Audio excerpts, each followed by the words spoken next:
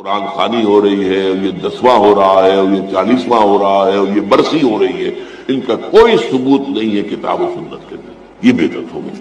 تو اسی طریقے سے بدعات ہیں۔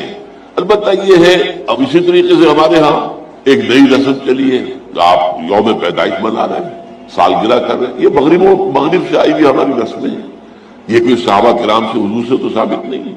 تو ان چیزوں کے اندر بچنا چاہیے ان سے۔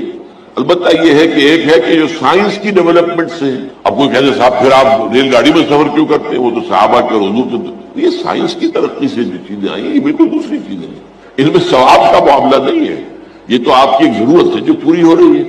وہ آپ ہوائی جہاز میں سفر کریں، ٹرین میں سفر کریں، کار میں سفر کریں، یہ جدید ترقیات ہیں، ان سے فائدہ اٹھانا ہے اور ان کو استعمال کرنا ہے، تو یہ اور بات ہے۔ لیکن دین میں کوئی نئی چیز جو حضور اور صحابہ سے ثابت نہ ہو اور اس کو آپ حصول ثواب کی نیت سے کریں، وہ بدعت ہے۔